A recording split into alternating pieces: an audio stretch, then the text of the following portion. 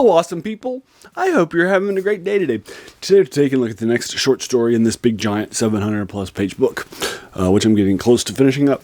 It's only 4 pages long for you folks. It's called The Ascent Up the North Face. For you folks, as a reminder, this book, I'll link you to it in the comments below. We picked up a couple while ago because it has a short story in it that heavily influenced a Star Trek Strange New Worlds short, that won a Hugo Award, which I'd never heard of before, so I figured I'd pick it up and read it, and then while I had it, I figured, well, let's knock it out for the channel too, because there's a lot of stuff here, right, for you folks, and so that's basically what's been happening for you folks, and then this one is divided from the Unreal and the Real. These stories were selected by Ursula K and divided into 2 halves.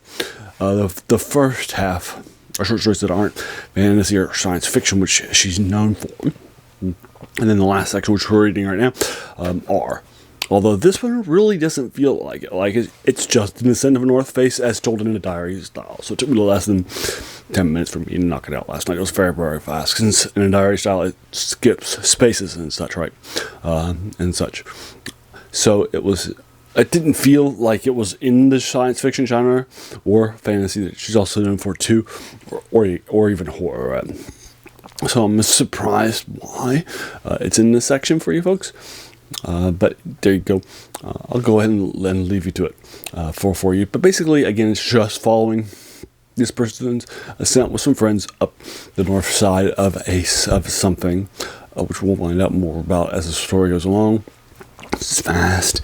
Because it's written in a diary style, it's even faster than a normal 4-page short story would be. So it's probably more like a flash fiction sort of thing, right?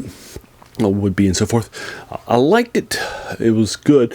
But I felt like it just didn't go anywhere particularly interesting or different or unusual with the ending for you folks. So it's probably more like a 6 or 7 out of 10 for you folks than an actual proper bigger stuff would be from an Ursula K. Le Guin, who won tons of Hugo Awards. And is a beloved, regular, iconic stuff in her science fiction, and even some fantasy stuff in the Wizard of Ursula series too. Like for example, The Left-Handed Darkness, which we've got read and reviewed for this channel, or my favorite novel of hers, The Lathe of Heaven, which I also read for this channel. And it was also on my bucket list too. They're also decades and decades ago.